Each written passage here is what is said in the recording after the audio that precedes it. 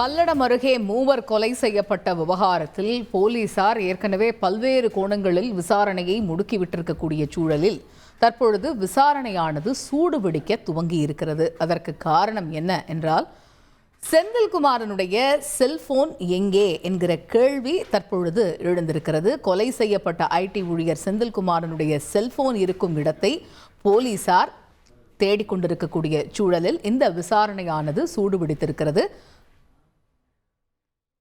இது பற்றிய கூடுதல் விவரங்களை எமது செய்தியாளர் ஹரிதாஸ் வழங்க கேட்போம். ஹரிதாஸ், வணக்கம். ஏற்கனவே இது நகைகளுக்காக செய்யப்பட்ட கொலையா என்கிற கோணத்தில் போலீசார் விசாரணையை துவக்கினார்கள். இப்போ அது மட்டும் இல்லாமல் பல்வேறு கோணங்கள்லையும் விசாரணையானது முன்னெடுக்கப்பட்டு வருகிறது.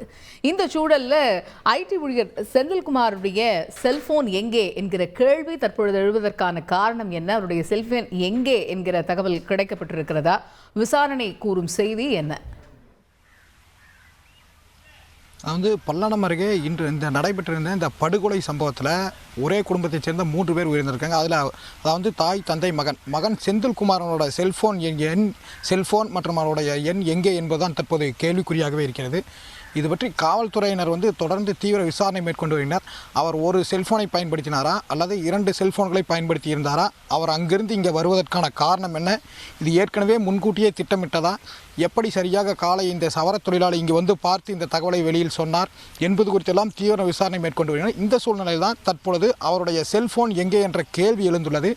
இது குறித்து காவல்துறையும் தொடர்ந்து தீவிர விசாரணை மேற்கொண்டு வருகிறது. தற்போது வரை அந்த செல்போன் எங்கே என்பது பற்றி தெரியவில்லை. அதை கொலையாளிகள் எடுத்துச் சென்றுள்ளனரா? அவ்வாறு எடுத்துச் சென்றிருந்தால் அவர்கள் எங்கே எடுத்துச் சென்றுள்ளார்? அந்த செல்போனில் வேறு ஏதேனும் முக்கிய தகவல்கள் இருக்கின்றதா என்பது குறித்தெல்லாம் தனது அடுத்த கட்ட விசாரணையை தொடங்கினார். தற்பொழுது மேற்கு மண்டல ஐஜி செந்தில்குமார் சம்பவ இடத்திற்கு அந்த படுகொலை செய்யப்பட்ட இடங்களையும் அவர்களது வீடுகளையும் பார்த்து வருகிறார். இந்த சூழ்நிலையில் படுகொலை செய்யப்பட்ட வீட்டிலிருந்து 6 பவுன் தங்க நகைகள் மட்டுமே திருடு போயிருக்கிறது. மற்ற வேறு ஏதேனும் பொருட்களை எதுவும் ஒன்றும் திருடு போகவில்லை. இது செந்தில்குமார் நேற்றைய தினம் இரவு இங்கு வருவதற்கு என்ன காரணம்? முன்கூட்டியே அவர் திட்டமிட்டு இந்த வீட்டிற்கு வந்திருந்தாரா அவரது தாய் தந்தையை பார்ப்பதற்காக, அல்லது வேறு ஏதேனும் காரணங்கள் இருக்கிறதா என்ற கோணத்திலும் போலீசார் விசாரணை துரிதப்படுத்தினர். மேலும் போலீசார் இது குறித்து கூறுகையில், நாங்கள் பல்வேறு கோணங்களில் விசாரணை மேற்கொண்டு வருகின்றோம். குறிப்பாக கடந்த 1 வாரமாக செந்தில்குமாருக்கு யார் யார் அழைத்துள்ளார்கள், அதே போல அவருடைய தாய் தந்தை தெய்வசிகாமணி, அதே போல அலமேலு, இவர்கள் இருவருக்கும் யார் அழைத்துள்ளார்கள், செந்தில்குமாரின் மனைவிக்கு யார் அழைத்துள்ளார்கள், அதே போல் இந்த பகுதியில் பதிவாகி இருக்கக்கூடிய செல்போன் எண்கள், அதே போல் புதிதாக வெளி வாகனங்கள் ஏதேனும் இதற்குள் வந்து சென்றுள்ளனவா என்பது குறித்தெல்லாம் விசாரணை துரிதப்படுத்தியுள்ளனர்.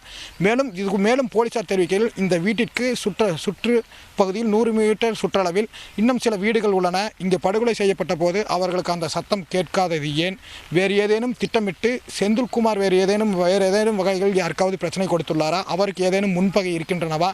அல்லது வேறு ஏதேனும் ஆதாயத்திற்காக இந்த கொலைகள் நடந்துள்ளதா? இதற்கு முக்கிய காரணம் என்னவென்றால், தனிப்புறமாக ஒரு ஓரத்தில் இருக்கும் விவசாயிகள் மற்றும் விவசாய குடும்பத்தைச் சேர்ந்தவர்களின் சொத்துக்களை அபகரிப்பதற்காக வேண்டுமென்றே மற்ற நபர்கள் பல்வேறு வழிகளிலும் அவர்களுக்கு தொல்லை கொடுக்கக்கூடும். அந்த வகையில் இந்த சொத்தை அபகரித்து செல்வதற்காக திட்டமிட்டு இந்த கொலையை நிகழ்த்தியுள்ளனர் என்பது குறித்தும் விசாரணை தொடங்கியுள்ளனர். தற்பொழுது செந்தில்குமாரின் தொலைபேசி கிடைக்கும் பட்சத்தில் இதற்கு ஒரு முக்கிய தகவல்கள் எல்லாம் வெளிவரக்கூடும் என எதிர்பார்க்கப்படுகிறது. தற்பொழுது திருப்பூர் மாவட்ட சைபர் கிரைம் போலீசாரும் அவருடைய செல்போன் இறுதியாக யாருக்கு தொடர்பு கொண்டார், அவருடைய செல்போன் தற்போது எங்கிருக்கின்றது, அவருடைய செல்போன் ஆன் செய்யப்பட்டுள்ளதா என்பது குறித்தெல்லாம் விசாரணையை துரிதப்படுத்தியுள்ளனர். தற்பொழுது அவருடைய செல்போன் எண் எங்கே, அதே போல செல்போன் எங்கே என்பது மட்டும்தான் ஒரே கேள்விக்குறியாகவே இருந்து வருகிறது. இது குறித்து போலீசாரிடம் கேட்கையில், தற்பொழுது நாங்கள் விசாரணை தொடங்கியுள்ளோம், சிசிடிவி காட்சிகளை வைத்து விசாரித்து வருகின்றோம், தொடர்ந்து விசாரணை மேற்கொண்டு வருகின்றோம். இன்னும் சில மணி நேரங்களில் அவருடைய தொலைபேசி எங்கே என்பது தெரிந்துவிடும். அதன் பின்னர் பல்வேறு முக்கிய தகவல்கள் கிடைக்கப்பெறும் என்று தெரிவிக்கிறார். இருந்தபோதும் தற்பொழுது மேற்கு மண்டல ஐஜி சம்பவ இடத்தில் விசாரணை துரிதப்படுத்துவதற்காக இந்த சம்பவம் நடைபெற்ற இடங்களை பார்வையிட்டு அங்கு உள்ள அவரது உறவினர்கள் மற்றும் அருகில் இருக்கும் தோட்டத்தைச் சேர்ந்தவர்களிடம் விசாரணையை தொடங்கியுள்ளார். ஏற்கனவே 5 தனிப்படைகள் அமைக்கப்பட்டுள்ள சூழ்நிலையில் திருப்பூர் மற்றும் அதன் சுற்றுப்புற பகுதிகளில் அனைத்து இடங்களிலுமே போலீசார் தீவிர ரோந்து பணியில் இருக்கிறோம். அதேபோல் அண்டை மாவட்டங்களிலும் போலீசார் ரோந்து பணியில் ஈடுபட்டு வருகிறார். கொள்ளையர்கள் யாரும் தப்பிவிடக்கூடாது, அனைவரும் கைது செய்யப்பட வேண்டும் என்று போலீசார் தீவிர தேடுதல் வேட்டையிலும் ஈடுபட்டு வருகிறார். தற்பொழுது அவருடைய தொலைபேசி கிடைக்கும் பட்சத்தில் இந்த படுகொலைக்கான ஒரு திடீர் திருப்பம் ஏற்பட பெரிய வாய்ப்பாக அமையக்கூடும். கள விவரங்களை விரிவாக விவரித்தமைக்கு நன்றி ஹரிதாஸ்.